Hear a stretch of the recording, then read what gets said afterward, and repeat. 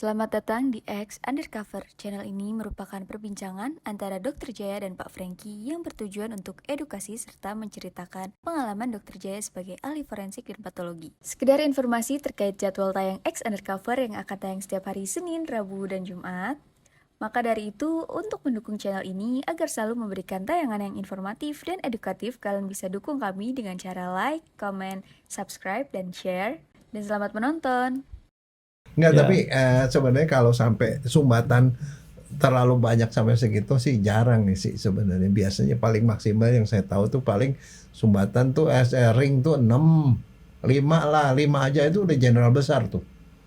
Kalau udah 6 sampai 9, wah itu luar biasa. Jadi artinya memang mestinya ada faktor resiko, tapi kalau saya duga sih faktor resiko selain gula itu yang satunya itu stres.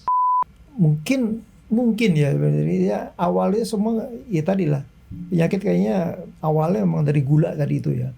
Gula itu kan bisa efeknya ya entah itu ke mata, entah itu ke jantung, entah ke stroke, tempat yang lain.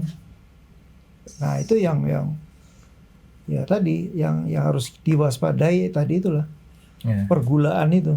Nah nih dok, Ya. saya bawakan pasien lagi dok, sama dokter Jaya. Karena ini kayaknya kita sempat ngobrol kemarin masalah yang penyakit-penyakit itu. Saya ajak teman saya nih, teman sahabat saya dari kecil. Benar-benar kita rencana mau sekolahnya bareng, terus-terusan sampai SMA, toto saya berkhianat. Nggak sengaja, toto nggak tahu tuh juga kenapa toto saya masuk SMA 8 dok, dia masuk tetap di ASISI. Padahal dulunya kita mau pergi ke luar negeri ya, mau sekolah di luar negeri. Nah nggak tahu juga kenapanya, toto kayak kena hipnotis lah. Ini seorang penyanyi, nama seorang penyanyi yang tidak bisa terlalu banyak penggemar kalau dia nyanyi. Kemudian dia juga seorang yang badannya itu sangat mahal. Ya saya kenalin dulu, namanya Ari Wibowo. Selamat Artis itu ya? Ya saya artis tapi lain bapak lain ibu. Jadi judul lagunya apa? Madu dan racun. Madu dan racun. Nah, Madunya di tangan kanan atau tangan kiri ya? Madu di kanan, racun di kiri. tapi beliau itu masih ada apa nggak ya? Nggak ada. Udah nggak ada ya? Sudah nggak ada. Ya jangan ikut-ikut. Oh, jangan. Jadi oleh karena itu kita harus hidup sehat. Hidup sehat. Insya Allah. Nah, dia tuh mempunyai nilai badan yang kira-kira kalau saya ngomong Lee Majors, dokter Jaya ingat Lee Majors siapa? Di meja siapa nggak tahu. Ri, Itu manusia $6 juta. Steve Austin. Steve The Austin. $6 Million Man filmnya tuh. Ya. The $6 Million Man diperankan oleh Lee Majors sebagai Steve Austin, seorang astronot yang mengalami kecelakaan, akhirnya diganti banyak ini. Tapi coba diangkat dulu sini badannya, tangannya. Ini ada diganti? Nggak ada diganti. Nggak ada yang diganti. Nggak ada diganti. Masih tetap. Masih tetap. Tapi dia punya badan jauh lebih mahal dibanding saya. Kenapa? Ya, satu ring itu kan nggak kurang dari 100 juta. Begitu dia. Ongkos pasangnya. Saat ini mungkin ya. Ongkos saat pasangnya kan? Pasangnya Enggak paling sih. sedikit 150 juta sekarang. Dia sudah punya 10 kalau nggak salah. ini. 9. 9. Mau 10 nggak? Jangan. Oh jangan. Kok serakah bener sih? Ya nggak serakah sih karena disuruh begitu ya. Ya.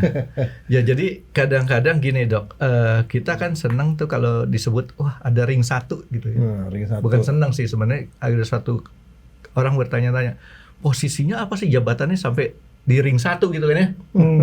Nah ini udah terlempar dia sampai di ring 9 gitu. Iya. Oke, nah selanjutnya biar dokter Jaya yang anamnesis dia. Oke Ri, inilah Ari Wibowo, ya Ari Wibowo, sahabat saya dari kecil. Dia sekarang ini pokoknya sudah menjalani hidup sehat, gitu, Ya. gitu ya. Insya Allah. Oke, Mbak, selamat datang ya, Pak Ari ya. Waktu dulu pertama kali sebenarnya ada sakit apa sih sebelum ada ring-ring itu loh? Net sehat atau enggak atau gimana gitu? Iya dulu pas lagi kecil itu dulu pernah sakit kuning. Sakit Ya, Itu sebenarnya SD itu. itu kan SD. Pokoknya ada pernah tipes lah, itu yang umum. Nah, ini kebetulan ya pada saat itu kan nggak tahu lah. Jadi pada saat itu setelah puasa kejadiannya. Jadi sebelum Waktu itu usia berapa tuh? 20 tahun lalu berarti masih sekitar berapa? 40 hampir 40 gitu. 40. Emang lu udah umur berapa sekarang? Ya segitulah. Lebih dari 50. Oh gitu ya. Jadi pada saat itu tuh masih saya dan kawan-kawan di kantor kita misalnya after office hours kita buang keringat main badminton. Itu rutin seminggu bisa minimum 2 kali lah kita main. Dekat kantor, kemudian ada jeda sebulan karena puasa. Iya. Dan ya setelah puasa, lebaran macam-macam kita mulai lagi. Nah pas mulai itu terasa tidak enak di dada. Jadi kayak ada yang nyangkut apa gitulah. Naik tangga pun ada rasanya lah, entah itu terengah-engah atau ada keringat. Nah, saya cek dokter karena di kantor ada apa namanya pusat kesehatan, jadi saya cek di situ, minta pengantar ke dokter jantung. Nah, sebelumnya ke jantung dulu ya, ke jantung, kemudian dilakukan tes, bukan dites untuk pakai EKG, direkam jantung. Nah, di situ dilihat, oh ini sakit jantung. Wah. Karena kalau itu baru pertama kali dengar sakit jantung pasti gundah gulana. Iya. Gulana kaget, bilang, yang benar sih ini sakit jantung. Kemudian ya karena kenal beberapa dokter di sana, akhirnya biasa cari opsi kedua, second opinion. Second opinion, dapatlah dokter yang salah satu dokter terbaik juga, dia juga dokter kepresidenan. Kemudian diceklah di situ macam-macam, ternyata Di rumah sakit tuh ya. Di rumah sakit, masuk rumah sakit, dicek, benar bahwa sakit jantung. Ada gejala sakit jantung, udah sih gue cek juga kan, saya lapor kan, biasa keluarga, kemudian adik saya kebetulan lagi di Malaysia, coba kamu kesini deh, kita cek di sini, ya, jadi udah opini ketiga. Nah sampai sana sih belum dilakukan apa-apa, hanya konsultasi dengan dokternya, saya begini, suasananya begini, ya udah besok kamu ini ya, saya tes. Wah, belum tahu apa-apa gitu, ini ya perasaan sih nggak enak gitu, bukan nggak enak sih, memang ya boleh katakan agak takut lah, karena orang dengar sakit jantung gitu, sakitnya pasti wish ini ngeri sekali. Udah akhirnya saya pulang ke Indonesia. Saya kembali ke dokter yang second opinion itu, kemudian dilakukan kateter untuk dicek lah, diteropong, kemudian dilihat ya ada, kemudian langsung dilakukan di situ. Ya makanya pertama kali saya lihat tuh pertama kali agak ngeri, betul. Jadi terus terang ngeri. Dari dokternya ya langsung tindakan, dipasang kalau nggak salah 3 di dua area karena ada agak panjang gitu. Nah, itu berapa persen waktu itu? Saya lupa berapa persen, ada sekitar 50, udah ada 50-an. Kemudian dipasang lah 2. Nah, 2 ring. 3 ring, tapi 2 lokasi. 2 lokasi. Karena satu yang perlu agak panjang, nah yang panjang itu ya harus 2 ring gitu. Iya. Jadi nggak bisa, jadi dipasang di situ. Sudah istirahat di rumah sakit adalah semingguan. Pada saat itu masih seminggu lebih. Dokternya kan mungkin dokternya jarang divisite, akhirnya untuk rilisnya agak mundur. Iya, iya. Sudah kita pulang seperti biasa. Oh enak, tidak sudah jauh lebih enak dibanding sebelumnya. Tapi saran dari dokternya tidak boleh untuk olahraga yang berat, yang yang hard impact gitu. Akhirnya jadi nggak main badminton lagi tuh, stop tuh enggak, ya? udah selesai. Habis itu udah nggak badminton, saya banyak saya coba untuk jalan jadinya, suruh jalan atau berenang, tapi banyakkan jalan sih yang lebih itu. Tapi biasalah kalau untuk implementasinya mungkin masih perlu ditingkatkan. Kan masih pada saat itu ya masih pelan-pelan dulu lah. Nah, waktu saya pertama kali itu sebenarnya gula darahnya gimana? Normal? Nah, pada saat itu gula darah dan lain-lainnya normal. Dari kan emang kita ada saat itu suka diperiksa di dokter. Kolesterol? Paling kolesterol juga nggak tinggi, nggak sampai 200. Tensinya? Tensi normal. Okay. Pada saat itu normal.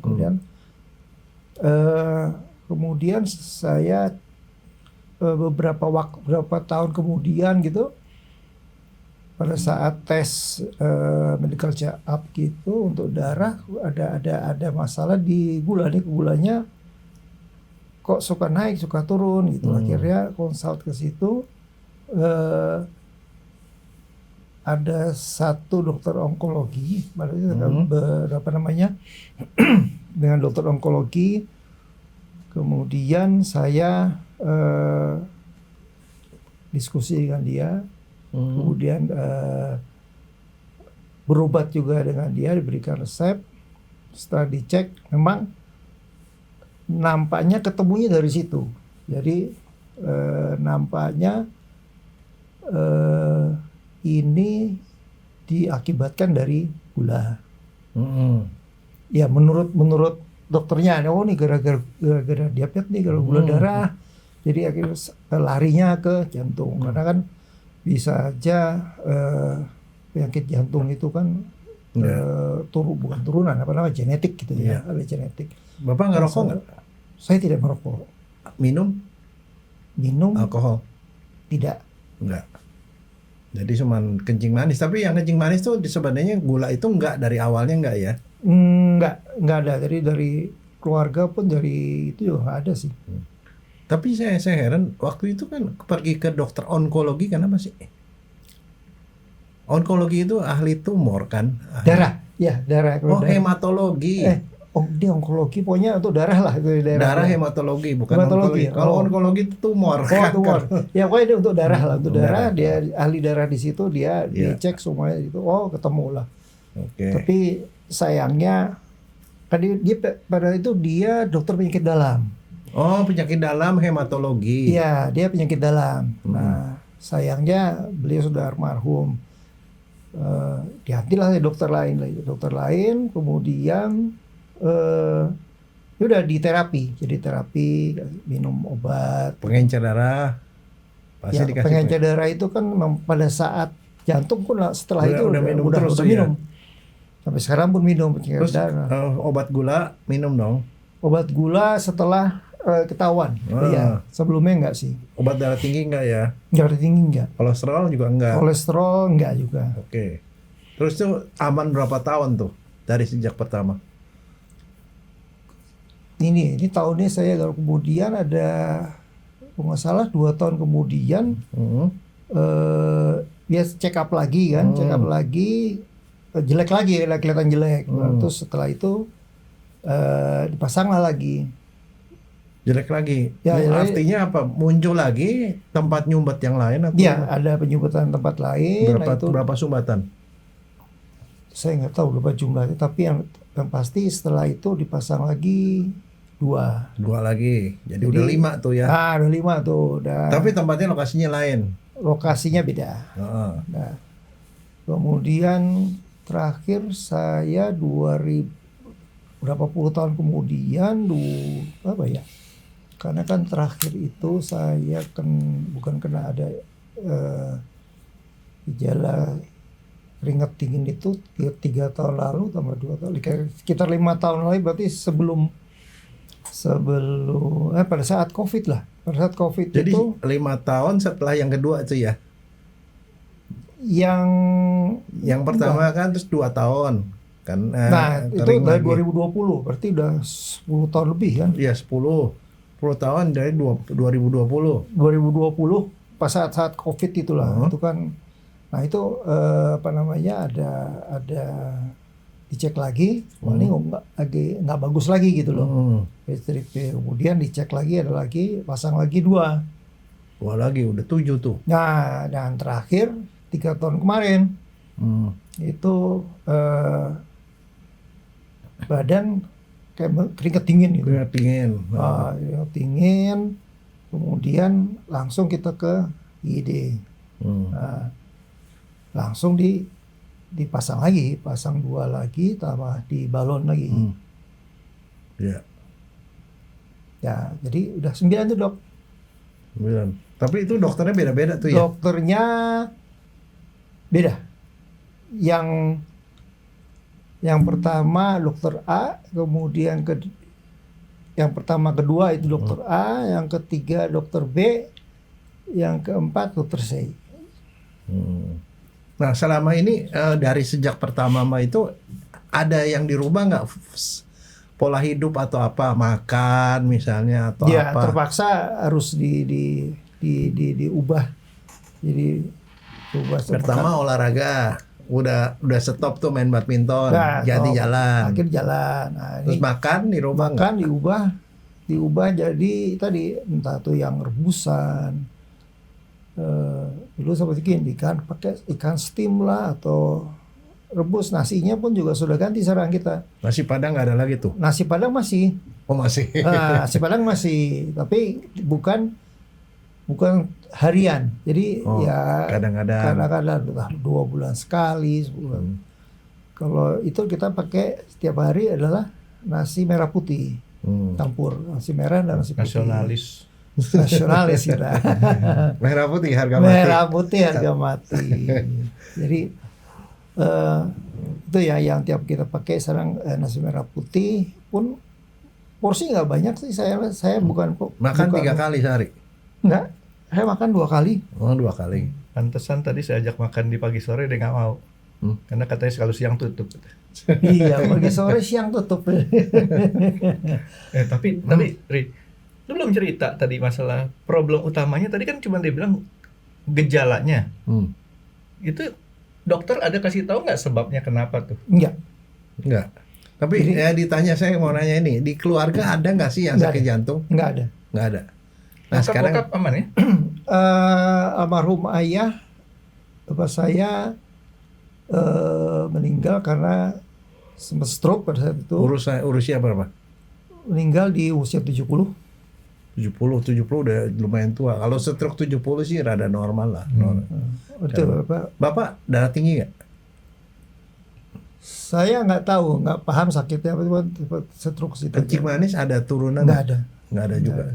Ini sebenarnya rada-rada aneh. Karena banyak faktor resikonya itu kagak ada, Franky. Faktor resiko kan kencing manis, terus kemudian hipertensi, kolesterol. Nggak ada, dia cuma gula doang. Gula itu munculnya kan belakangan, baru ketahuan. Baru ketahuannya belakangan. Umur berapa tuh kira-kira?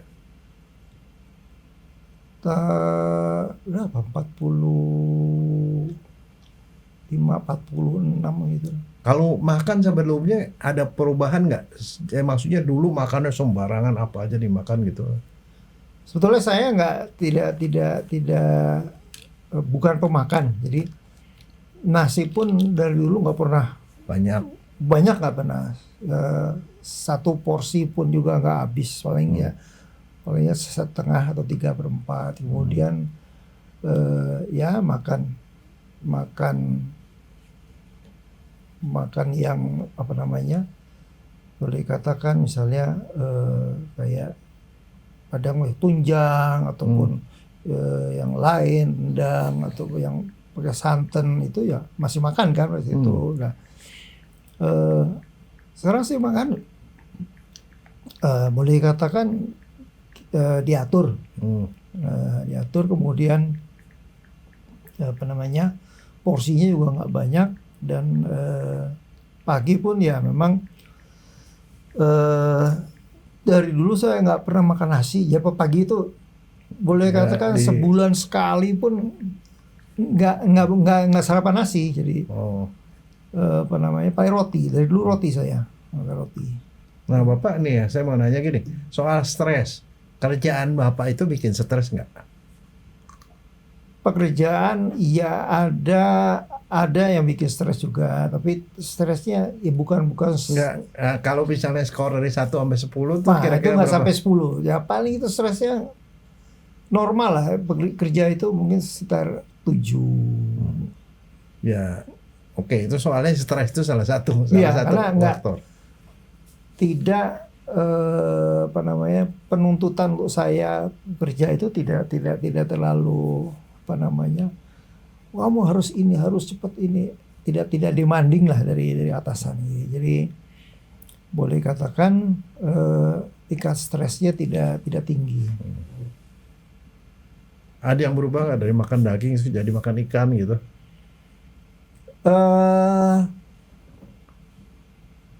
Ada. Jadi memang akhir-akhir ini banyak paling sekitar daging jarang ya. Jarang, paling makan ayam, ikut anak-anak pada makan ayam, kemudian atau ikan ya. Pernah makan ikan steam ataupun bakar, seperti itu. Boleh Franky, Enggak, dari menurut dokter Jaya ini, Enggak, tapi pernah nanya nggak sama dokternya?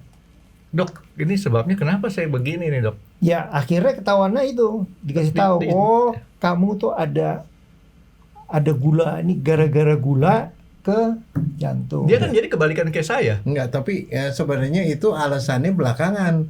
Karena kalau dari gula mestinya gula dulu baru jantung. Betul, gula kalau dulu. ini kan waktu pertama kali itu yang 3 ring itu nggak ada apa-apa, belakangan ini baru kan gula. Lucunya dia kan kayak saya nih. Lucu. Terbalik.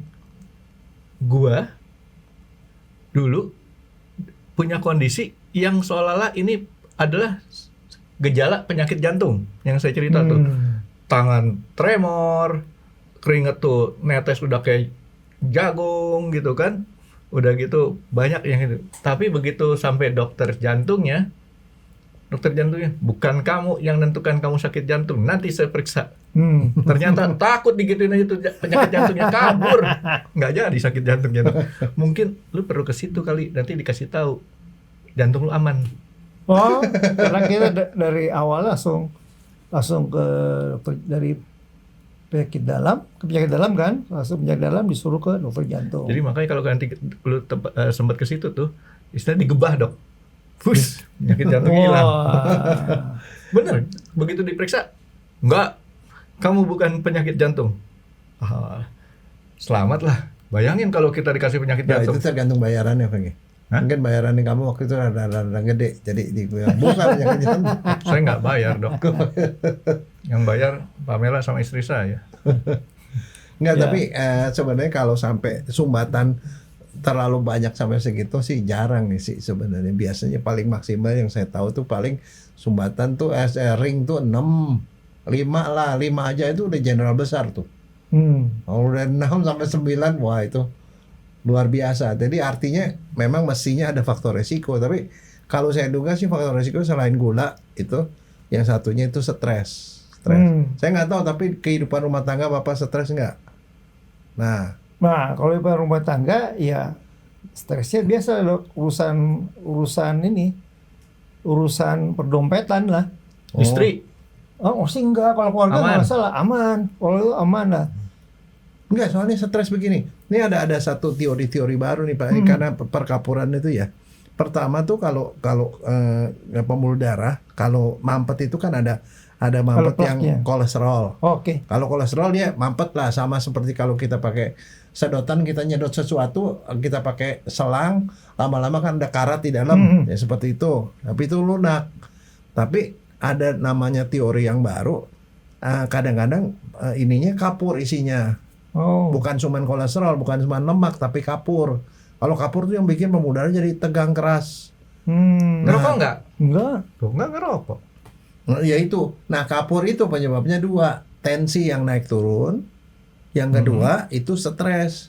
Karena begitu Bapak stres atau tensi naik, kan teregang, pembuluh darah robek.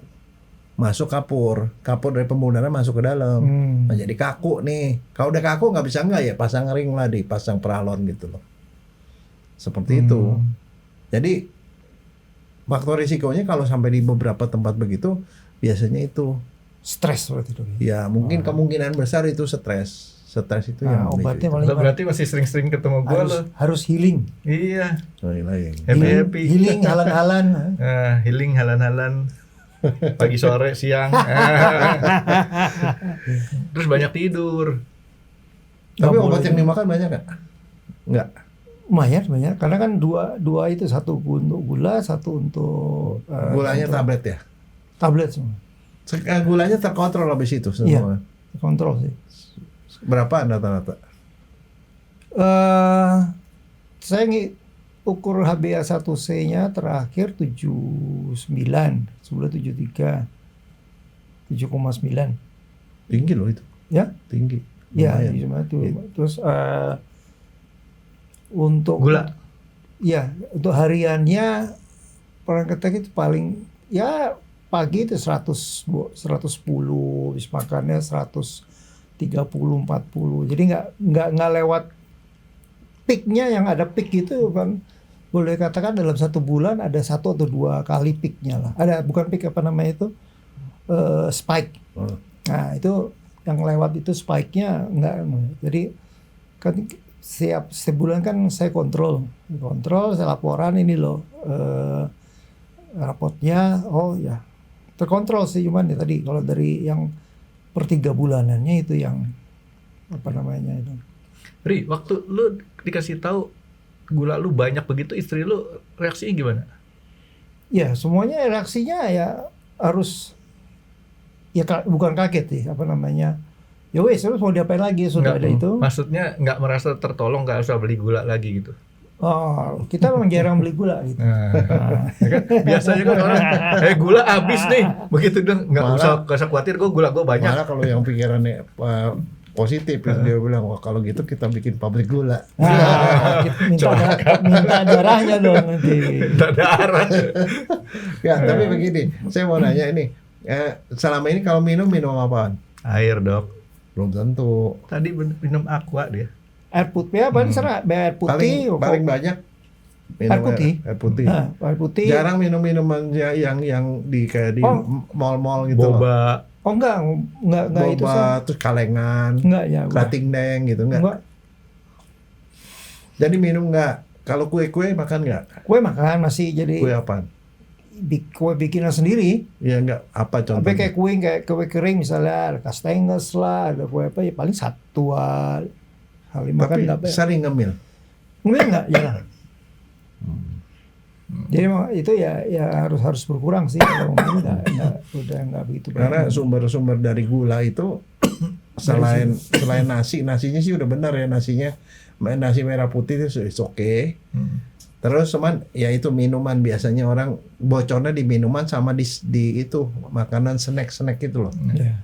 Dok, ini kan saya kenal dari kecil banget nih, Dok. Dari TK kita ya. Ya.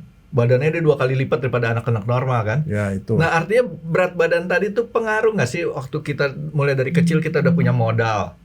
Iya. Terus makin berumur gitu. Pengaruh juga sedikit banyak. Itu metabolismenya itu biasanya termasuk metabolisme negatif. Nanti kalau makan dia membesar. Jadi gini loh. Ada yang metabolisme cepat, dia makan berapa dia keluar semua. Itu model kayak isi saya makan berapa banyak pun dia tetap kurus karena yang keluar lebih banyak daripada yang masuk. Tapi ada yang metabolismenya lambat. Jadi apa yang masuk disimpan. Nah itu. Dan kalau dibilang dia nggak olahraga sampai istilahnya baju bisa kotor. Waktu masih kecil, Ya. serius tuh kalau kita baju tuh anak-anak tuh istilahnya baju putih bisa jadi coklat aja, keringetan segala macam. Iya, dia Ya kan? dulu sih lagi kita Artinya kan- sekolah aktivitas. Artinya semua. kita kan nggak bukan orang yang malas bergerak nih dok. Harusnya kan itu kan menurut teori dokter ya, gulanya dibakar tuh. Iya. Nah itu gimana tuh? Ya gula dibakar, tapi kalau menurut saya sih lihat dari bentuk proporsional badannya itu bapak itu mau dari tipe metabolismenya lambat. Jadi kalau dia makan apa tuh kan lebih banyak disimpan daripada yang dibuang. Oh ini lu yang dibilang napas aja jadi daging, Ri. Nah, Oh, itu dia tuh. itu kayak si Pamela tuh. Ada orang yang boros Frankie, makannya banyak kok tetap keluar banyak nih jadi kurus. Jadi ya sekarang gimana cara untuk ada cara untuk perbaikan metabolisme? Kalau metabolisme kalau saya sih yang ini yang paling bagus ini. Saya mau nanya, Bapak ada kan Bapak puasa kan? Kalau pas puasa lebih baik nggak kesehatan? Nah kebetulan bulan ini udah mulai masuk bulan puasa nih. Udah, Pengalaman masih, yang udah. kemarin-kemarin. Kayak Kan selama bulan puasa tuh kalau periksa gula darah atau apapun lah pokoknya, atau badan rasanya lebih enak apa enggak? Kebetulan saya kan puasa juga kemarin 3 hari ya, 3 hari puasa. Dari nggak kelihatan, tidak kelihatan signifikan gitu loh, apa namanya? Perbaikannya. Iya, bahwa ini nggak kelihatan bahwa jadi enteng kah atau apa gitu loh. Misalnya kayak orang misalnya kayak olahraga nurunin berat badan, nah itu kan kelihatan. Kalau ini kita puasa biasa kalau muslim biasa-biasa aja gitu enggak itu karena kan itu hanya menahan lapar haus gitu ya, hanya merubah jam makan, buka dan makan malam. Saya pun kemarin puasa cuman roti 3 lembar aja udah sahurnya, nah itu aja. Kemudian malam nggak terlalu banyak karena ya sudah kebiasa kenyang. Lu ngemil banyak nggak? Udah gue udah kayak dokter aja, Ri. Gue ikut nanya soalnya gini. Kenapa gue ikut nanya? Kan sering tuh si Pamela konsultasi sama dokter Jaya. Sekarang yang ditanya sama dokter Jaya ke si Pamela, gue tanyain ke lu. Oh, ngemil nggak terlalu banyak. Ngemol nggak jarang. Kalau ngemol jarang. Ngemil sama ngemol tuh Beda. urutannya tuh deket Karena tuh. ngemol bisa ngemil kan, tapi ya kata ke mall juga nggak jarang-jarang sih. Minum kopi nggak? Kopi minum. Pakai gula nggak? Pakai gulanya, kalau kita pakai gula, saya di rumah bikin sendiri pakai yang gula diabetes. Kalau keluar kopi hitam. Ya kan banyak teori yang nggak cocok nih dok. Iya justru itu. Makanya Tapi gini, gue kasih tau sama lo, nih gue bantuin ya. Dokter Jaya kalau kasih tahu nasihatin ke si Pamela apa? Mesti banyak makan serat. Wah. sayur. Sayur makan ya. Sayur makan. Jadi nih dok, secara singkat, walaupun ini tadi dapat datanya sedikit nih dok, feeling dokter Jaya apa sih yang terjadi di dalam kenapa jadi metabolismenya lambat ini? Enggak begini. Itu kalau penyakit itu ada 2. Satu soal lingkungan. Yang satunya faktor genetik. Saya curiga nih memang genetiknya bapak tuh gampang ada barangkali turunan dari atas tuh genetik pak. Mungkin. Kemungkinan besar. Kalau menurut saya itu jadi ada genetik. Karena lingkungan kan. Dari yang di rumah, di keluarga saya, ibu yang gemuk ibu saya. Nah, ya oke. Itu nurun tuh gemuk. Terus ibu ada kencing manis ya? Nggak ada. Di atasnya lagi? Wah, atas lagi kayaknya nggak ada. Dia cuma 2 bersaudara dok. Bukan, di atas. Di atasnya. Ibu, di atas yang ibu. lo. Nggak ada itu karena mereka meninggal. Tidak ada data. Meninggal. Biasanya sih tidak ada data. Kalau yang kakek dari ibu itu kakeknya meninggal karena mungkin pas itu kanker kali ya. Kemudian kalau dari nenek ibu dari ibu saya ya sudah umur, karena udah umur dia ya biasalah umur turun semuanya. Kemudian kalau dari pihak laki saya nggak tahu. Yang jelas waktu saya masih main ke rumahnya dia nih ya, ibunya agak gemuk ya.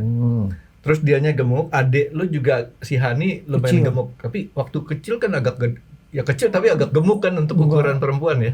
Enggak Enggak juga sih, ya? enggak sih, kecil. Dia nggak kencing manis tuh adik. Enggak. Nggak. Cuman dia terakhir yang saya dengar ya kolesterol tinggi, kolesterol katanya wah Dia kolesterol. masih di Malaysia atau Enggak, di sini, udah di Pak. Jakarta? Gimana Ya kan? kolesterol orang sekarang bilang wah ada 200 kolesterol tinggi 200 berapa gitu, mungkin nggak tahu juga saya. Jadi kan banyak yang teorinya nih dok, begitu ditanyain tuh istilahnya nggak sesuai buku nih dok ya? Ya. Nah saya mau nanya, Bapak periksa HDL nggak? Iya. Berapa HDL-nya? Terakhir 105. 105. LDL apa HDL dah lu? LDL itu. HDL. Bukan contekan, Ri. Gua contekan dulu. Lu kok nggak pakai kacamata ya? Apa Kalau ya? ngelihat tulisannya. Enggak. Tapi di jasa pakai kacamata nggak lu? Saya pakai kacamata, ada kumis kan? Oh. Oh LDL ya. LDL itu. HDL. HDL.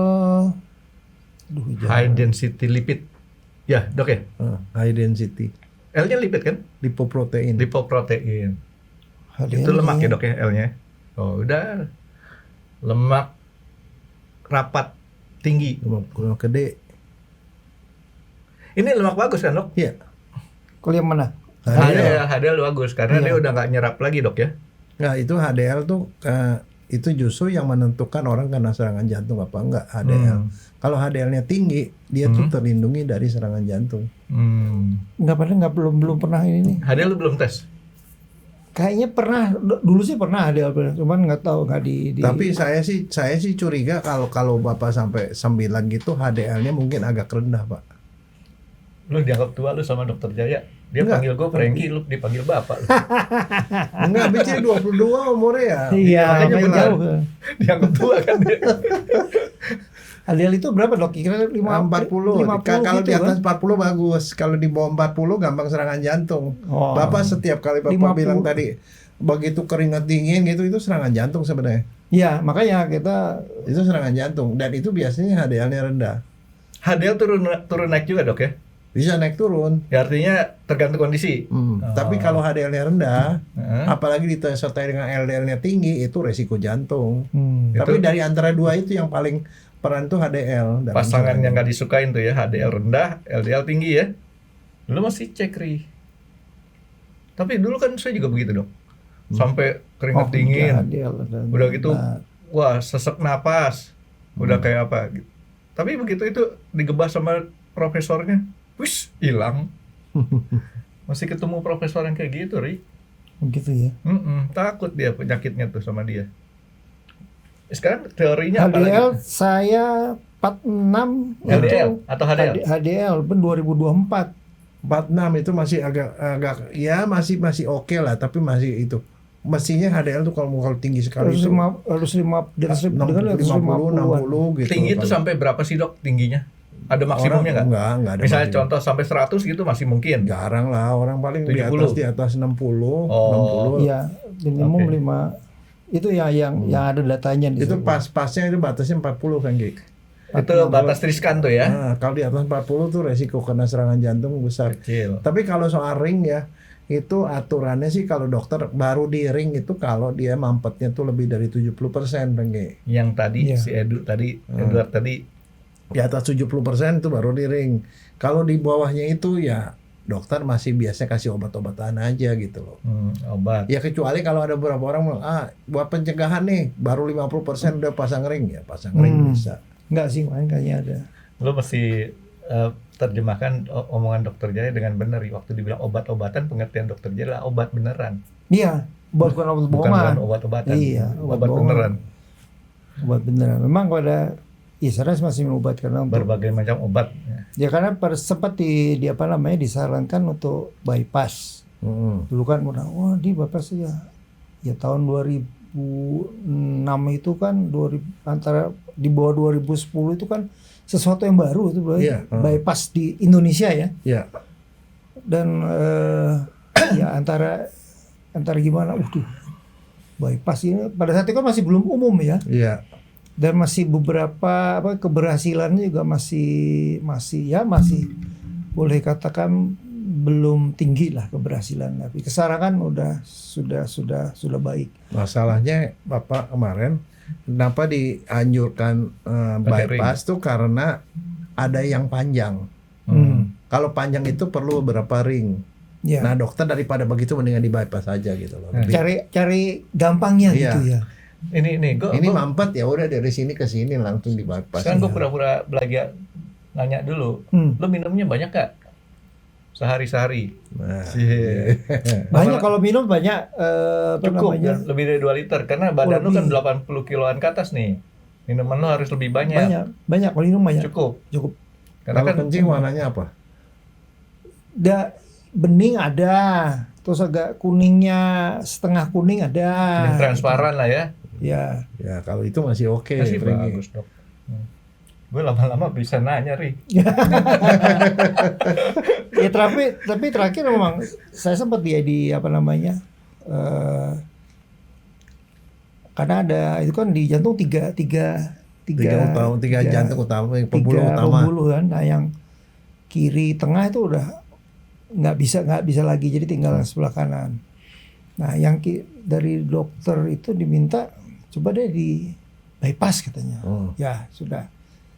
Konsul lah saya dengan beberapa dokter kan, ya, pas dicek, pakai cek, klaim macam-macam, nggak bisa. Nggak dianjurkan bypass. Nggak, wah kalau bypass ini katanya tidak tidak optimal lagi, karena jantungnya ketahui kalau misalnya dia mencontoh gini, coba tangannya dikasih karet. Lama gitu kan pasti ini biru kayak mati gitu. Nah ini jantung bapak sudah begitu katanya gitu. Saya kan ya kan nggak kelihatan biru apa enggak gitu ya. Oh iya nggak bisa ya wes, akhirnya lapor lagi ke dokter, wali nggak bisa karena begini ya akhirnya ya sudah tinggal kita tirakat aja. Gimana kita harus menyiasati lah. Dok, ada yang saya dari tadi awal tuh sebenarnya mau nanya nih dok, kan dia kan awal-awalnya tuh dia sering juga olahraga badminton. Saya badminton dok, main badminton 15-0 dok. Kamu yang kosongnya? Saya yang kosongnya. Itu sama orang yang nggak pinter itu, karena bola kesana gue diemin aja. Bisa sampai hitam loh dok kalau kita kejar-kejar tuh bola tuh, otak tuh. Nah, apakah otak hitam? Otak hitam. Oh. Kalau pandangan tuh udah pusing. kayak blackout gitu. Iya. Kayak blackout. Dia kan awalnya kan sering main badminton. Terus kemudian pada saat main badminton itu lu berasa tuh ya? Enggak berasa. Enggak. Tapi jadi, latihan olahraga lu terus tuh. Ya olahraga terus kan itu badminton setelah Ada pengaruh nggak sih dok? Antara kan banyak juga orang yang olahraga tau cedera aja kena vonis dah. Iya pas lagi badminton pun ada yang tiba-tiba. Ini gini Bang Franky, itu imbangan antara hal yang positif sama yang negatif. Olahraga tuh yang positif. Iya. Kalau bahkan banyak tuh yang negatif gitu. Nah itu soal imbangan itu aja. Iya jadi kan bingung tuh dia kan kalau dibilang jangan bingung. Ya ada pegangan faktor resiko. Pegangan, ini sudah pegangan nih. Enggak kan bingungnya gini nih. Banyak kan orang tuh istilahnya olahraganya males ya dok ya. Ya. Jantung. Makannya jorok. Boleh makan jorok tuh artinya makan sembarangan, nggak kekontrol tuh, makanan baik makanan buruk dimakan. Lu kan nggak dua-duanya. Ya dok ya. Nah sekarang apalagi nih dok, kemungkinan ada nggak yang luput dari dokter nanya gitu? Apaan selain tadi stres dokter udah pasti tahu. Gula. Kalau saya bilang itu kemungkinan tuh darah tinggi tuh ada pak. Bapak pasti naik turun masih diperiksa lagi normal. Itu juga pengaruh pak. Stres, kalau stres itu ukurannya susah Franky. Dan satu ada faktor turunan, kalau menurut saya ada faktor turunan yang gampang kena itu. Dan antara lain salah satunya adalah obesitas tuh bisa Franky.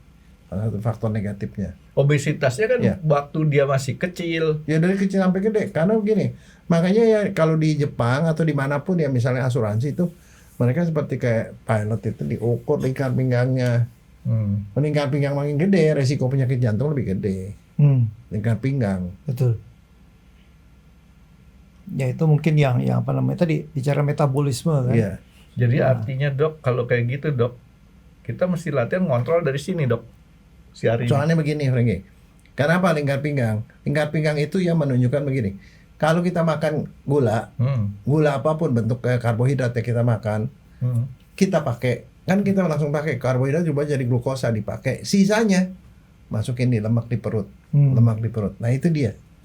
Lemak di perut, kalau di lemak di perut itu banyak, berarti kemungkinan besar lemak yang beredar di pembuluh darah juga banyak, sehingga dia bisa bikin mampet pembuluh darah. Dan itu susahnya nih kalau lihat ininya, dia itu adanya di berbagai macam tempat lokasi. Makanya tadi kan yang lokasi pertama, 2 lokasi, bahkan lokasi yang lain gitu. Jadi sebenarnya pada saat yang simultan ada sumbatan di sini, tapi kebetulan nih yang paling gede ini ada di yang 2 paling lokasi banyak ini. di sini. Ya. Gitu. Nah inilah yang digedein. Dikasih Besok ring. yang sini yang kecil tuh udah mengecil lagi, pasang ring lagi, maka sampai ada 9 lokasi. Tapi sampai sekarang masih aktivitas masih bagus loh nggak? Artinya olahraga lah ya gitu ya. Dia tadi jalan, jadi jalan tapi itu di apa? Akhir-akhir bukan akhir ini karena cuaca juga udah bilang kenapa nggak di rumah aja? Di rumah nggak punya alatnya kan? Yang penting kita harus coba pagi mungkin habis dari itu kita jalan pelan balik lagi. Dengar-dengar ini katanya ini termasuk yang di grounded nyetir juga loh. Nggak Boleh. nyetir sih nyetir saya. Cuman kalau tergantung kalau mau pergi kayak ke sini tadi, mendingan. Nggak, soalnya kalau di grounded nyetir ada temennya nih. Wah. Oh ikut juga di grounded. Bukan gue, Ri. Nggak, kalau nyopir nggak. Cuma tadi. Jadi artinya kan gini dok, saya tuh dari tadi mencoba untuk mengikuti pemikiran dokter. Apa aja nih yang problem-problemnya. Iya. Nah kan selama ini kan udah 300 lebih episode kan lumayan, Ri, informasi itu nyampe di otak. Yang diobrolin ini kan nggak sampai semua nih, nggak cocok nih sama teori-teori itu dok ya. Iya. Nah tapi ada satu yang tadi dokter ya, kemungkinan tuh dari stres ya, yang paling memungkinkan kan sisanya cuma itu dok ya. Iya. Nah. Ya itu kan stres itu kita bilang bos saya nggak stres kok. Iya, stres Kan kadang-kadang biasa, ada orang yang nggak berasa stres karena dia punya toleransi stresnya tuh tinggi gitu. Ada Jadi gurunya, Ri. Ada gurunya. Siapa? Pak Mela tuh. Betul dok ya? Iya. Dia nggak pernah stres. Diomelin, masuk kupingnya bablas. Oh dia. Salah dok. Itu kalau bablas itu masih sempat masuk. Mental. Masuk, nggak diproses, keluar lagi, Ri. Ya memang apa namanya? Mungkin ya sebenarnya awalnya semua ya tadi lah penyakit kayaknya awalnya memang dari gula tadi itu ya. Gula itu kan bisa efeknya ya entah itu ke mata, entah itu ke jantung, entah ke tempat yang lain. Nah itu yang ya tadi yang harus diwaspadai tadi itulah. Ya. Pergulaan itu. Gue kan supir akap, jadi kalau supir akap tuh kan nggak jauh-jauh daripada kesehatan mesin. Mesin itu supaya nggak ngadat nih, Ri, harus ada 3, bahan bakarnya bagus, udaranya bagus, ya. Kemudian ada sumber panasnya. Lu pernah ukur oximeter nggak? Bagus nggak? Oximeter dulu ya pada saat itulah. Covid lah. Covid itu bagus. 98. Artinya kan udaranya bagus nih dok. Iya.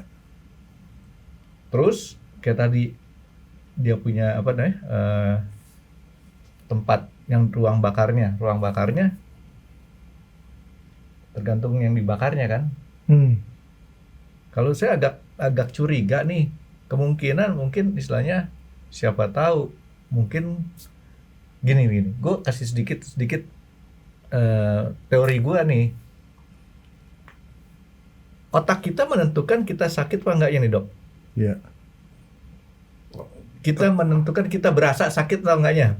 Bukan kita sakit atau enggak, tapi berasa sakit apa enggak. Kadang-kadang gue tuh bandel, punya penyakit gue lawan di otak gue nggak sakit.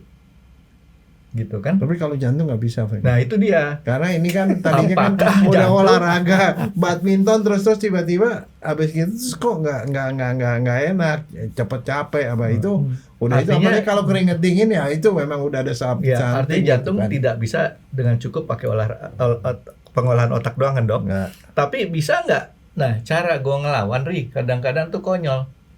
Segala sesuatu ternyata setelah gue pelajarin tuh gue coba belajar latihan pernapasan. Dengan pernapasan itu ada menghilangkan beberapa penyakit. Rasa sakit, sorry.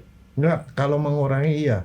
Salah satu yang dikerjain kalau orang serangan jantung atau pokoknya jantung itu dikasih oksigen kan. Nah, Iya. Ya itu. artinya si Ari ini kira-kira kalau dia latihan pernapasan inhale hirup lepas dengan cara yang dianjurin sama orang-orang itu, Dok. Memperbaiki kondisi keseluruhan. Akan tetapi Frankie yang jadi masalah pada kasus ini adalah pembuluh darahnya itu udah menyempit karena ada sesuatu di situ. Bisa nggak dia membesar Kolesterol kembali? atau nggak bisa. Nah, ECP. Ada satu metode pengobatan Yang di- Pak, ini, Raymond. Jadi begini, setiap kali kita mompa jantung kita mompa tuh 250 cc. Kita satu menit itu 80 kali kira-kira. 80 kali berarti kira-kira 6 liter. Dari 6 liter itu masuk ke kaki itu 600 cc. 600 cc. Jadi banyak sekali masuk ke kaki. Nah, itu mesin itu adalah mesin yang memompa darah dari kaki, paha. Jadi seperti diurut dibalikin ke jantung. Jadi jantung lempar masuk ke kaki itu cepat dibalikin sebelum. Jadi jantung itu dapat darah lebih banyak dari limpahan kaki tadi. Nah, darah yang balik ke jantung itu mau melebarkan pembuluh darah jantung. Maka pembuluh darah jantung yang tadinya gini-gini karena tekanan seperti kayak balon ditiup. Dibesar Tiup lagi. lama-lama membesar, ukurannya membesar. Itu adalah salah satu metode. Metode yang namanya EECP. Itu ada seperti itu. Jadi kalau misalnya orang yang udah pernah kayak Bapak serangan jantung seperti itu, untuk mencegah supaya dia yang tempat lain itu tidak kemudian menyempit lagi, dilakukan itu. Itu kan satu Ri. Nah, Salah ini satu. Sorry, tadi iya, yang terus. ECP itu apa? Kita Prakteknya masuk, seperti apa dia? kita masuk ke seperti kayak tempat tidur. Di sini dipasang seperti kayak Kayak tensimeter, pijitan gitu ya? sama kayak yang- manset. uh, Sini sama panggul. hmm, Jadi dia pompa pada waktu jantung kan kempes Iya. begini. Pada waktu jantung melebar begini dia tambahin darah dari kaki. Dia ngikutin sehingga darah ke jantung yang udah dilempar sama jantung cepat dibalikin sehingga itu melebarkan pembuluh darah jantung. Lama-lama pembuluh darah jantungnya jadi membesar. Oh gitu. Itu secara mekanik. Orangnya tidur, dipasang EKG. Nah, dia mengikuti irama jantung, dia mompa terus 1 jam kita tidur gitu. Itu selama biasanya dilakukan 35 kali, dipompa-pompa. Setelah 35 kali, ya kita bisa ngelihat tuh kita pakai CT scan. Tadinya nih pembuluh darahnya begini. Setelah di 35 kali tuh kelihatan melebar. Memang melebar secara mekanik gitu loh. Itu harus di rumah sakit ya? Ya di klinik Di lah klinik paling kan, sedikit di klinik. Ya itu salah satu metode lah untuk melebarkan secara Banyak nggak, mekanik. Dok? Di Jakarta nih. Sedikit, nggak Dikit begitu namanya. banyak. Tapi ada yang nanti mungkin Dulu ada di Rumah Sakit Harapan kita. boleh ditanya tuh. Nah, jadi harapan kita tuh ada gedung hijau di depan, di belakang ada prosukaman hijau juga, di tengah ada gedung yang putih. Nah di situ kardiologi preventif namanya. Oh, yang di tengah Dulu di situ. situ ada, tapi sekarang saya tidak tahu ada apa enggak. Mungkin lebih banyak kali, Dok. Ya nggak tahu. Nggak. Tapi soalnya preventif itu termasuk yang tidak begitu belum disukai di Indonesia. Indonesia dokternya hampir semuanya kuratif. Udah sakit baru diobatin Itu gitu loh. apa sih, bentar? Di situ ada gedung namanya apa sih kalau orang yang sakit udah nggak bisa diapa-apain tuh namanya apa ya? Lupa sih namanya. Nah, Dok, satu lagi pertanyaan saya nih, Dok. Kan kita tuh penyempitan itu karena ada penyumbatan, Dok ya. Ya. Salah satu penyebab penyumbatan gara-gara kan yang kemarin homocysteine itu, Dok ya. Ya. Itu kan bisa diatasi dengan kita banyak minum vitamin B. Ya. Ya, tapi masalahnya homocysteine itu urusan dengan penggumpalan darah. Darah mengumpal, jadi udah mengecil, ada gumpalan darah. Nah, Masalahnya kalau namanya kolesterol, itu nggak bisa diapa-apain. Itu memang ininya pipanya udah jelek, Ya harus yang dibenerin sekarang pipanya. Tapi maksud gua supaya untuk mencegah yang kayak tadi itu vitamin B-nya dia mesti bahkan banyak kan ya. Nah, gitu Ri. Vitamin B itu pengaruh. Nah, tapi ini ada cerita konyol lagi nih dok. Apaan? Saya pernah ke Hainan. Lu pernah nggak ke Hainan? Kalau makan masih Hainan Itu masih. Nggak, ini ada Pulau Hainan. Kita ke sana. Terus dipromosiin tuh ada dia kan itu kan promosi wisata negara tuh dok. Jadi kita wajib datang ke tempat obat. Ya. Valen itu. Di endorse lah. Di endorse. Dia promosi apa Ri? Promosi itu minyak ikan. Oke. Minyak ikan dia bilang ini untuk menghancurkan penyempitan pembuluh darah. Dia punya promosinya apa? Kalau minyak ikan biasa dimasukin, ini ada tempat makan yang styrofoam nih. Dikasih air panas. Nggak apa-apa. Dikasih minyak ikan biasa, minyak ikannya larut. Nggak apa-apa juga. Begitu diganti lagi styrofoam yang lain, kasih air panas, dikasih minyak ikan itu, bolong tuh styrofoamnya. Dia bilang itu adalah salah satu ngancurin penyempitan. Masalahnya pembuluh darah kita bukan styrofoam. Nah, konyolnya, gue berpikir, bagus juga nih, gue beli. Sampai habis gue nggak tahu ada efeknya apa enggak tuh. Ya itu sebabnya kamu nggak sakit jantung lagi. Mungkin ya. Ya. Sakit yang lain berarti. Sakit otak gue. Nah jadi kayak gitu. Itu artinya enggak. Pertanyaan saya, apakah minyak ikan juga itu bisa? Oh minyak ikan memang pengaruh, Franky. Minyak ikan tuh omega 3-nya itu memang bagus untuk jantung. Gue lagi cari, pokoknya gue tuh gini. Kalau kita nggak bisa cari penyebab, ngebetulin ya, paling nggak kita ngurangin penyebabnya Ri. Penyebabnya kayak tadi kan gue bilang, lu vitamin B perlu banyak, minyak ikan. Miko Mola aja pakai makan minyak ikan. Lu tau nggak Miko dan Mola? Gugruk. Ntar lu lihat tuh. Nah, Miko Mola itu makan minyak ikan dok. Tau nggak buat apa dok? Supaya bulunya nggak rontok. Anjing itu kalau dia nggak dikasih minyak ikan, bulunya rontoknya parah. Banyak. Tapi kalau kita kasih minyak ikan, dia nggak terlalu banyak rontoknya. Gitu ya? Iya, jadi ya ini ternyata minyak ikan. Nah, cuman minyak ikan kan ada yang murah dan ada yang mahal. Yang squalene. Kalau dia bilang tuh dari ikan hiu, kalau yang kemarin dari Hainan itu. Hiu laut dalam lagi, pakai laut dalam. Hiu laut dalam. Hiu mana ada di air yang dangkal. Terus yang jantan lagi ya. Bohong banget ya. Nah, jadi kita kira-kira gitu. Gue kalau misalkan cari ini Ri. Nah, ini yang pertama gue cari tuh penyebabnya dulu. Penyebabnya tuh gue coba hancurin gitu kan. Kayak tadi, ternyata dengan cara berpikir gue mengurangi rasa sakit dari ngatur napas. Nah mungkin dia juga kalau latihan. Satu lagi Franky, yang soal homocysteine itu untuk memprediksi kemungkinan serangan jantung Pak. Jarang diperiksa sama dokter. Lu nonton deh, gue ada bikin podcast homocysteine. Periksa homocysteine, kalau homocysteine tinggi itu resiko jantung. Mendingan berobat dulu ke dokter gitu loh. Jadi dia bisa memprediksi kemungkinan kita kena serangan jantung apa enggak. Itu metodenya seperti apa dia? Enggak periksa darah. Oke. Periksa darah aja, periksa homocysteine. Homocysteine namanya.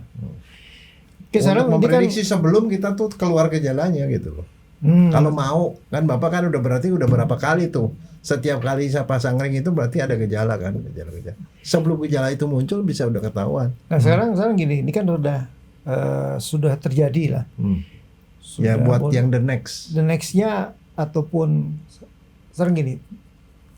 Pipa itu gimana kan? Pipa sekarang udah beberapa rumah sakit atau teknologi sudah bisa benerin pipa. Nah, apakah memang itu salah satu jalan terbaik? Kemudian tadi seperti Franky bilang bahwa basmi dulu penyebabnya. Nah, berarti kan ini kalau saya kan penyebabnya dari gula. Nah, berarti kan gulanya dipertahankan bagus. Nah, ini gula yang bagus. Nah, sekarang bagaimana pertanyaan saya, bagaimana kita bisa katakanlah mempertahankan si gula darah. Kalau bilang, wah dibekam lah macam-macam. Kemudian apakah misalnya optimum, misalnya sekarang ada entah itu dibor saluran yang di jantung dibor lah. Udah bilang, wah ini kasih obat, ada yang macam-macam. Nah, apa sih yang harus dilakukan oleh mereka yang boleh dikatakan punya faktor resiko yang sudah seperti ini ya? Boleh dikatakan ini kan yang sudah yang merah nih. Kalau secara kedokteran sih kalau udah modelnya kayak begitu tuh, kalau dibor tuh kita nggak nyun. Dibor itu hanya dilakukan pada orang yang memang betul-betul mampet total dan mampetnya itu kapur. Itu dibor, memang dibor, habis gitu kemudian tetap harus dipasang ring. Ya. Nah, itu invasif. Kalau yang non invasif itu adalah jangan jaga pola hidup, jaga gula darah, dan satu kalau mau dilakukan itu ya yang paling non invasif itu adalah ECP itu. Saya melakukan itu pencegahan. Dan paling kurang dia menjaga supaya dia nggak yang tempat yang belum mampet tuh jangan sampai mampet gitu. Bisa kelihatan kok itu pembuluh darah, kita CT scan, gambaran pembuluh darahnya kayak gini. Begitu di ECP udah satu seri, Bapak lihat aja di ECP CT scan lagi, kelihatan tuh lebar gitu loh. Bisa jadi kalau yang pengalaman saya sih, orang yang misalnya 70% tadinya di ECP jadi 30%, jadi 20% mengurangi. Buka lagi ya. Itu ya seperti itu. Itu paling kalau dokter paling ya jaga, Bapak harus tetap minum obat terus. Antara lain pengencer darah itu nggak boleh lupa, Pak. Karena begitu dia pengencer darah lupa diiniin, Bapak kurang minum, makanya tadi Frankie bilang kurang minum apa enggak, dia langsung gumpal nutup itu. Iya. Istilahnya kalau saluran kalinya itu udah menyempit karena banyak batu, begitu ada sampah sedikit juga pasti terbendung gitu loh. Itu pengencer darah bisa ini lagi Ri. Lu kombinasiin tuh vitamin D sama itu magnesium. Vitamin B apa D? D. Delta sama magnesium. Itu salah satunya. Itu resiko penyakit jantung itu gara-gara vitamin D. Saya duga vitamin D Bapak nggak begitu tinggi. Karena tahun 2020 WHO melakukan penelitian, orang Indonesia ternyata vitamin D-nya cuma 17,2. Padahal normalnya masih 80. Dan kalau dia rendah seperti itu, resiko penyakit jantung, stroke dan segala macam tinggi, Pak. Jadi kalau saya usulkan, Bapak tolong periksa vitamin D3. Itu memang rada mahal pemeriksaannya, mungkin sekitar 1 jutaan gitu ya. Periksa berapa? Kalau misalnya vitamin D3-nya di bawah 30, udah harus dikasih vitamin D3. Itu mengurangi resiko. Nah, saya coba berpikir untuk bagaimana mensiasati yang mahalnya tadi. Dok, kalau kita mau pakai BPJS kan bisa. Itu kita mesti ke dokternya, kita minta apa, Dok? Supaya bisa dites vitamin D3-nya pakai BPJS. Bilang aja sama dokter minta pemeriksaan vitamin D3. Oh, artinya pakai dokter BPJS juga bisa kan, Dok ya? Iya bisa, tapi kita mau apa enggak saya nggak tahu. Iya, ngasih harapannya bagus tapi hasilnya jelek. Loh enggak. Soalnya dokter itu BPJS itu memberikan batasan. Ada 100 obat nih yang boleh dipakai cuma 30 kayak gitu. Maksud saya begini, Dok. Kita pura-puranya ngakunya penyakit apa nih supaya mau nggak mau harus dites vitamin D-nya gitu kan? Enggak, itu belum merupakan sesuatu yang rutin. Oh, artinya nggak periksa, tapi ada gunanya karena itu salah satu unsur perlindungan. Kalau kita tinggi kemungkinan resikonya. Nah, kalau gitu lalu dari vitamin D dari mana? Salah satu yang sayur. Oke. Sayur mesti banyak sekali. Katanya orang minum bawang putih hitam. Ya, whatever itu membantu. Bawang putih hitam itu turunin kolesterol. Tapi ya maksudnya ya kita cari akar ya, tadi kata Frankie bilang cari akar. Akarnya ya itu antara lain vitamin D3. Kalau misalnya memang rendah ya memang harus diterapi itunya gitu loh. Karena saya terus terang bingung kalau sama Bapak. Karena kalau yang pasien-pasien lain dia bilangnya apa? Bapak ngerokok. Udah stop rokok. Alkohol, stop alkohol gitu. Berarti saya harus merokok ya? Oh salah. Iya, betul. Karena tadi yang merokok. Nah, stop rokok. Kalau ini nggak bisa di stop. Kalau belum merokok, lo ngerokok dulu supaya bisa di stop. Biar di stop ya. Bener. Bilangnya tuh makanya itu tadi bilang sering makan snack. Kagak lah, bingung saya. Itu sama juga, kalau dokter Jaya bingung tuh sama juga kayak gini ya. Dokter Jaya nanya sama gua, Ri. Terus gue bilang, Franky tau nggak? Tahu. Bingung dia mau ngomong apa gitu kan. Makanya gue seringkali pura-pura nggak tahu. Enggak, tapi saya sebenarnya nggak ngerti itu kenapa. Itu 7, berapa? 9. 7,9 itu tinggi. Paling maksimal kan 6,5. Iya, 6,5 lah. Kalau dari 7 itu ya berarti antara mungkin 150 hampir sampai 200 tuh bisa. Pas lagi naik-naiknya kan ini dia rata-rata kan. HbA1c itu rata-rata selama 1 bulan. 3 bulan. Jadi iya 3 bulan. Duduk itu masih naik turun, sering naik turun. Nanti ada yang nggak beres ini. 6,5, 6,5 itu pernah sih gitu. Nah, ini sekali lagi nih. Semua laboratorium bisa ngetes vitamin D3 nggak? Bisa. Nah, laboratorium nih Ri, di Jakarta ada kelasnya Ri, ada yang murah, ada yang sampai yang mahal. Serius loh. Iya, betul. Ya kan kita cari yang murah aja kalau kita nggak ditanggung sama BPJS, Dok. Jangan nyari yang murah, Franky. Yang sesuai dengan kantong kan maksud dokter Jaya kan. Lu tau nggak dia bilang apa? Nggak ada yang mahal. Tinggal misal duit kita cukup apa enggak teh. Iya betul sih. Iya benar. Akhirnya tadi langsung gue bilang kalau gitu yang sesuai dengan duit kita. Enggak gini kan, kita punya keperluan sekarang ini kan banyak, Dok. Kalau kita semuanya kita ke situ, ntar buat beli vitamin D3-nya belum apa-apa habis diperiksa gitu kan.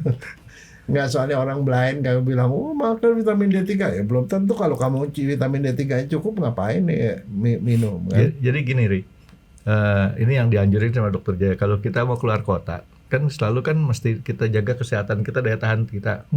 Ya, suruh tuh sama dia tuh booster vitamin D3-nya, dihajar jebret gitu kan. Tapi bener, gue nggak sakit-sakit padahal fisik gue tuh nggak bagus. Fisik gue kan dari kecil kan gue kan tersoak. Nah kalau dikasih vitamin D3 itu pulang dari luar kota aman, nggak sakit gue.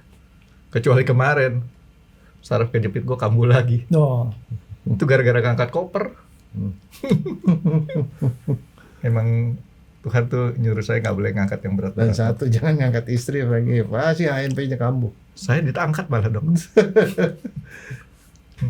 Iya memang, ya itulah. Jadi emang harus ada apa namanya. Ya jadi kan gini. Gue coba menyimpulkan tadi nih. Jangan stres. Kita perkecil resikonya. Cegahin Ri, mana-mana yang itu kan vitamin B. Ya kan, Dok? Terus kemudian D3 sama itunya sama magnesiumnya lo tambahin. Minyak ikan gitu kan. Ya, kalau magnesium itu kan dari sayur, tapi lu suka makan sayur apa enggak? Makan. Suka apa enggak? Suka. Nah, banyak apa enggak? Mesti banyak. Nah, itu dia. Urusan banyak kan relatif sebetulnya tuh. Ya. Karena makan takaran yang banyak dokter Jaya bilang tuh 5 porsi. Wush. Artinya tetap kita nggak cukup kan magnesiumnya tuh. Iya makanya harus makan suplementasi. Tapi masalahnya gini, kalau orang sakit jantung ya, biasanya itu obatnya tuh udah banyak sama dari dokter kasih obat ini, waduh, obatnya udah segepok kalau ditambah macam-macam kan. Benar, obatnya udah banyak loh. Obatnya ya banyak, karena 2 itu banyak sih. Secara jumlah banyak. Iya, jumlahnya banyak. Gua tuh pernah gini Ri. Satu kali gue pernah ngetes. Gue punya apa ginjal, Dok? Ya fungsi ginjal. Fungsi ginjal gue jelek. Iya, gue nggak tahu apa namanya. Fungsi ginjal gue jelek. Ya kan percuma punya temen dokter kalau nggak bisa dibacain. Habis itu gue kurangin makan obat, naik fungsi ginjalnya, Dok. Nah maka dari itu gue tuh mencoba menyaranin ke lo, kita ganti, kita substitusi ya, Dok ya. Yang perlu kita makan obat sih obat. Yang nggak perlu kita makan, kita pakai substitusinya apa nih? Kita pakai substitusi yang lebih ramah ginjal gitu, Dok. Ya. Betul kan? Gitu. Soalnya gila Meg, gue dibilangin fungsi ginjal jelek. Ya antara mikir emang gue beneran jelek apa kagak gitu. Tapi udah kita aminin aja, kita anggap bahwa udah jelek. Kita rubah style kita makan. Gue nggak banyak makan obat. Ternyata pengaruh. Satu lagi minum. Gue bener minum kurang tempo hari. Sekarang gue minum rada banyak. Ya harus banyak sih minum. Rada banyak, tapi tetap pasti kurang banyak. Soalnya makin banyak minum, makin sering ke WC, Dok. Ya normal lah. Kalau enggak mau dibuang di mana? Yang Daripada keluar jadi keringet. Nah, tadi kalau ini menarik mengenai substitusi. Sekarang apakah memang ada obat yang bisa disubstitusi? Ada beberapa obat bisa Nah, disubstitusi. misalnya untuk yang saya ini, apakah misalnya obat pengencer darah bisa substitusi, obat yang buat misalnya untuk perbaikan pompa jantung, apakah bisa disubstitusi atau yang lainnya? Gitu. Ada yang bisa disubstitusi, ada yang bisa dikurangin. Hmm. Misalnya soal pengencer darah itu kan sebenarnya kita mau supaya darahnya nggak mengumpal. Salah satu upayanya adalah minum lebih banyak gitu. Nah, apa patokan minum lebih banyak? Kencingnya harus bening seperti air putih. Jadi diminum seperti air bening, Ri. Dibohongin loh kalau air putih itu putih kayak kapur lagi loh. Air bening ya seperti itu.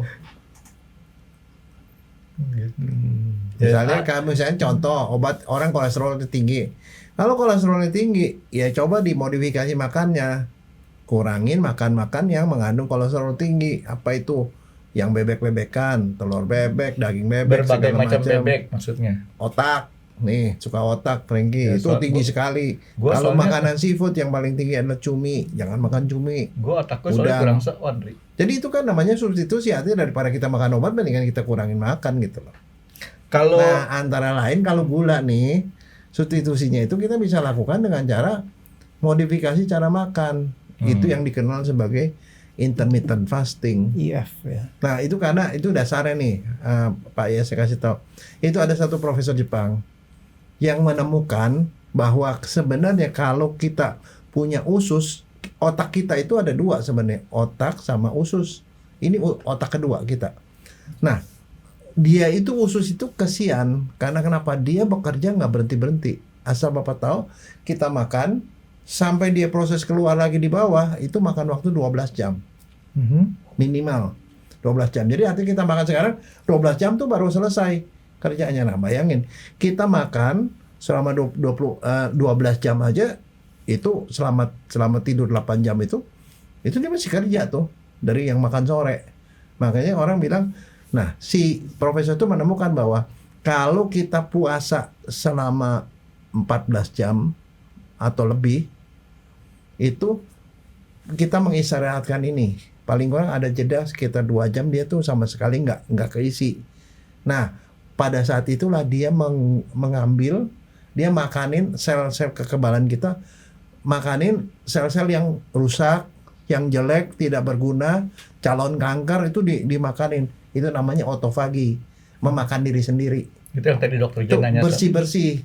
Bersih-bersih. Nah, jadi itu yang dilakukan. Kalau itu dilakukan terus, nanti yang terjadi adalah kita yang jelek-jelek lah, termasuk kolesterol apa segala macam, lemak perut dimakan menipis. Itu yang tadi dokter jawab tuh. Gula darah tuh turun. Biasanya gula darah turun, tensi turun. Waktu itu memperbaiki puasa, semua. Dok ya, waktu puasa lo ada pengaruh nggak? Nah itu. Gitu. Puasa itu hampir sama. Puasa kan kita makan buka puasa jam 6. Makanannya sampai jam 6 kan, itu kira-kira 12 jam. Maka orang banyak yang merasa bahwa dengan puasa sakit mahnya malah hilang. Gula darahnya malah jadi normal gitu. Nah, itu karena gitu. Itu aja 12 jam. Jadi sebenarnya caranya gampang. Kalau mau mulai seperti itu, mulailah dengan 12 jam aja, Pak. Jadi artinya gini, Bapak makan pertama jam berapa? Jam 10. Lalu jam 10 boleh makan sampai jam 10 malam. Setelah itu Bapak nggak boleh makan. Itu 12 jam kan? Tapi kalau bisa digeser lagi, makan jam 10, jam 8 Bapak udah nggak makan lagi, berarti udah 14 jam. Nah itu akan memperbaiki semua, termasuk gula darah Bapak akan turun, HbA1c-nya turun. Gitu loh. Itu cara modifikasi. Nah itu otofagi. Nah si profesor itu dapat hadiah Nobel dari itu. Jadi dia bilang, kalau saya sih mengistilahkan begini, kita punya pembantu nih, kita suruh kerja 24 jam. Maka kalau rumah kita kotor, kita nggak bisa komplain sama dia. Tapi kalau kita suruh kerja 8 jam doang, 16 jam dia nggak kerja, kalau rumah kita kotor kita ngomel. Loh kenapa masih kotor? Lo kan ada jam nganggurnya lo bersih-bersih dong gitu loh. Nah itu, kekebalan kita tuh nggak bisa bekerja optimal karena semuanya tuh dibikin sibuk semua. Nah kekebalan kita banyak ada di usus, Pak. Untuk keterangan lebih lengkapnya, lu cukup perlu 30 hari. Tau nggak gimana caranya? Lu nonton episode 1 sampai episode 360 tiap hari. 12 jam sehari tuh. Bagus kan? Ya, Gitu kan? itu salah satu cara, karena banyak orang yang nih kenapa gula darah kita saya nggak turun coba ada intermittent fasting. Kalau udah dilakukan selama sebulan, periksa lagi, oh turun Pak, turun normal, itu berarti Bapak ngurangi resiko untuk kembalinya kambuhnya itu loh. Karena banyak ya itunya, yang ada 6-18, ada yang berapa Enggak, lagi. 12 aja udah oke Pak, 12 jam Bapak udah terbiasa, tambahin 2 jam kan nggak begitu susah. Makan jam 10 Bapak apalagi nggak makan pagi kan, jam 10 baru makan berarti sampai jam 8 pagi ya. Nah, boleh makan sampai jam 8 malam nggak boleh makan lagi, itu berarti 14 jam kosong, jadi ada 2 jam kosong itu pakai buat bersih-bersih Pak. Jadi sebelum jam 8 masih boleh makan dok, Ya. supaya lebih nggak terlalu keroncongan banget, Ri. Nah, Berarti jam cuman- 10 sampai jam 8 makan terus. Ya boleh makan, pokoknya gitu ada jam-jamnya. Nggak, makannya Supaya normal lu lah. balas dendam lu. Enggak, itu makanya saya bilang begini ya, orang puasa, kenapa ada orang puasa malah makin gemuk? Iya memang betul puasa, tapi waktu bukanya pakai yang manis-manis Pak. Waduh. Kan disuruhnya itu berbukalah dengan yang manis. Enggak, Ya. yang manis tuh maksudnya istri Ada bini Pak. lu. Jangan buka sama orang lain, oh, istri yang manis. Tapi makannya biasa. Ya. Oh ini biasanya belanjanya sedikit, kalau bulan puasa belanja lebih banyak. Ada kolak selalu, kali kolaknya banyak. Terus Oh, ada itu ya. kurmanya banyak-banyak dimakan. Kurma 1 doang loh Pak, makannya Pak. Dan banyak-banyak. Kalau dikasih 7, lu kasih gue 1, kasih dia 1, kasih temen yang lain. Atau kalau nggak buat seminggu loh dok ya. 3, minimum 3. Minimum 3 ya? 3. 3 dok. Tiga. 1 mah nggak dendang istilahnya. Enggak, kalau 1 memang 1 apa? Pokoknya biasanya sih 3. 3. 1 boleh, Satu boleh. dikenyut-kenyut doang Pak. Di mood dong. Gula aja nggak naik. Ya, jadi sebenarnya gulanya tinggi loh Pak. sebenarnya banyak Ri untuk ngatasin lu punya yang sekarang lagi berjalan nih Ri ya. Lu bisa perbaikin dengan cara kayak tadi kan, memperbaiki lifestyle. Gaya hidup kan. Gaya hidup, terus kemudian kita artinya yang tadi cegah-cegahnya itu yang paling penting. Terus kalau olahraga dia cukup Enggak, olahraganya Banyak tapi loh ya. begini, kalau mau ngurangin gula itu olahraganya olahraga beban Pak. fisik. Bukan Angkat bukan beban. lari. Oh iya, kan saya nggak boleh lari kan itu. nggak boleh. Begini ini olahraga beban. Otot itu makan gula. Lu pakai ginian Jadi aja dengan nih. olahraga itu otot bertambah, gulanya kemakan, dia HbA1c-nya turun. Ini kan setengah kilo Kaki, nih. latihan kaki sama tangan. Oh lu udah nggak boleh lari ya? Nggak boleh kita, kalau yang jantung biasanya nggak boleh lari. Iya. Apalagi lari dari kenyataan Pak. Nggak boleh. Kita angkat itu aja, angkat galon air aja. Oh terlalu galon yang 5 liter. 1 galon lah, Satu galon kan 3,67 liter. Hah? 19 liter? Itu 1 barrel. Atau galon yang gede? Iya tuh barrel itu sebenarnya. Nggak, ya, Galon. pokoknya kan ngomongnya galon. Iya, Kalau tanya barrel nggak ngerti tukang warung Madura. gitu. Buat ningkatin itu masa ototnya harus ditambah. Yaitu olahraga beban. Ya pakai barbel juga boleh kan, ini nggak Ini beban. aja dok, ini kan setengah kilo nih gantian. Daripada beli lagi, ini habis capek minum. Ya kan kosong. Gitu. Ya. Ya. Memang banyak sih yang apa? Yang mesti dilakukan oleh seorang pasien yang memang sudah menderita jantung ini. Cuman ini aja Tapi telaten. gue cuman punya saran Ri ya buat kita, buat latih di sini Ri, narik napas, turun napas gitu. Gue banyak kasus ya dalam kondisi gue lagi badan gue kurang asik gitu, kurang enak ya. Napas, turun napas itu udah ngurangin rasa sakit. Mudah-mudahan kayak tadi dokter dia bilang, orang sakit jantung itu kan selalu dikasih oksigen. Mudah-mudahan dengan cara kayak gitu tuh lu punya oksigennya tuh masuknya lebih banyak gitu kan. Kalau kita kan banyak kan kita napasnya kadang pendek-pendek dok. Ya. Pendek-pendek kan belum masuk sampai sini udah kebuang lagi kan. Nah kalau kita napas panjang itu, pengertian gua ya, nggak tahu bener apa enggak ya, itu udah nyampe ke sini nih, set, dibuang lagi gitu. Tapi kebayang apa waktu COVID, kalau kita saturasinya 70 gitu ya. Kita tarik napas, ditahan, dibuang gitu. Baru berapa menit terus langsung naik bisa jadi 90. Nah, Saturasinya. saturasi yang tadi oximeter tadi gue. Jadi pengaruh memang. Jadi ditarik napasnya dalam-dalamnya, ditahan, dibuang. Latihan itu tuh mempengaruhi banget, termasuk mempengaruhi kerja jantung. Gue waktu latihan pilates begitu itu lumayan dok. Sekarang saya udah boleh dibilang sakit yang di belakang di punggung ini kan dulu kan sakit banget kalau mau jalan tuh, hilang Wi. Dari situ aja sih gue coba gue tularin ini gue pengalaman gue gitu kan. Pilatesnya sama siapa? Ada gurunya. Oh, gurunya. Beli gue alatnya akhirnya. Kalau Dia begitu, selalu kalau bisa dibeli. beneran. Treatment dibeli. Ntar lo ke rumah gue. Lihat. Tapi nggak dipakai. Dipakai. Kalau kata dokter, olahraga sebelum tidur. Waktu tidur di mimpi olahraga. Olahraganya Keringetan habis gitu. Gue jam 2 malam. rebahan. Gue jam 2 malam olahraganya. Pada saat mimpi. Begitu bangun keringetan. Udah. AC mati soalnya. Iya dok, itu serius. AC boleh dingin, tapi bantal itu bisa basah tuh dok. Nah itu. Heran kan? Kenapa tuh ya? Ya karena kamu olahraga Oh waktu tidur. benar. Olahraga saat tidak sadar. Ya. Itu jarang kali ya orang kayak gitu atau sering? Ya, Panas kepala tuh bisa sampai bikin bantal basah. Bisa. Saya Pernah lo? Pernah. Oh. Tapi kalau yang namanya udah ada serangan temennya, jantung udah lagi, Hah? yang namanya basahnya itu bisa ngucur. Iya. Kayak kita nggak tahu apa.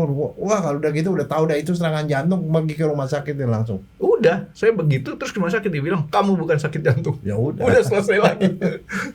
Gantungnya AC-nya mati. Bukan.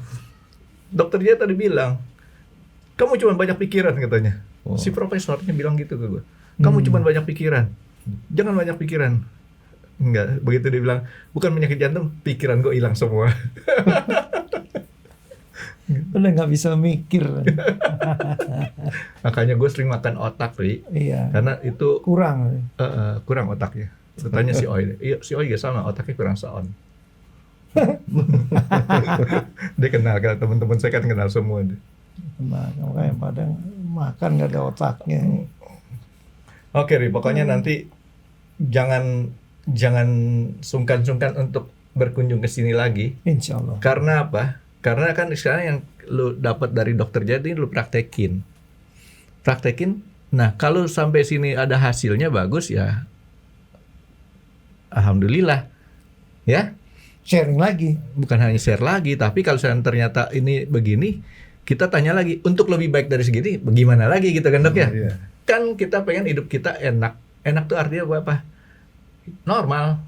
Kayak sekarang, gua kan kelihatan kayak normal aja gitu kan. Karena memang gue bikin kelihatan normal gitu kan. Gitu. Otak gua bermain di sini. Gua nggak mau badan sakit gua tuh mempengaruhi di otak. Ya coba. Ntar saya mesti pindahin otak dulu nih. Nggak, lu cukup, pokoknya lu cukup 30 hari. Dosisnya nih Ri, ya 30 hari. Nonton. Satu hari 12 jam lu pantengin tuh episode 1 sampai episode 12 jam. Besok episode 13 sampai episode 24 gitu, 30 hari. Katam udah habis ya. Habis. Ya. Oke, Ri. Dokter dia ada saran lagi nggak buat kawan baik saya ini, Dok? Ya cukup lah. Ya. Cukup. Terima kasih Ya. dok. Jadi insya Allah bisa apa namanya, kita praktekin bukan buat saya aja, mungkin buat yang lain juga, buat pemirsa. Banyak karena orang yang Sakit kayak jantung kita banyak. Ri, kadang-kadang nggak semua diomongin, belum tentu mau ngomong depan dokter. Ya. Begitu depan dokter lupa mau ngomongin apa, ya, kan dia rasain sendiri. Ya memang itu apa namanya, bahwa sakit jantung tuh memang ya udah sama kayak yang lain sih, Iya. sama kayak misalnya sakit flu, sama aja. Jadi tinggal bagaimana kita bisa menyiasatinya lah. Ya tadi bilang stres ya memang itu udah tahu ini mungkin suatu penyakit yang apa namanya, yang mungkin resiko tinggi, ya udah pasti orang akan stres di sana. Ya itu kan kalau yang Persis. Jadi pikiran lu stres itu gara-gara lu berpikir ada penyakit gitu kan. Bukan, orang-orang kan berpikir, kalau ada orang bilang, waduh sakit jantung, sakit Nambah stres kan? waduh ini ada sesuatu yang bukan cuma flu gitu loh ya kan, mungkin bukan segampang sederhana flu. ya, waduh stresnya mungkin jadi udah level yang merah atau yang bukan amber lagi, bukan yellow lagi ya. Itu yang apa namanya, pasti akan ke sana. Oke dok, kita makan dulu babat sama kuping. Waduh, Ya. itu dia. Ntar saya Susah dimarahin. ditolak kan? Nggak ada yang tahu. Terima kasih sudah menonton X Undercover. Jangan lupa like, comment, dan subscribe. Dan ditunggu ya video-video kami selanjutnya. Nah, buat kalian, jika ada pertanyaan untuk Dr. Jaya, boleh banget komen di bawah. See you guys!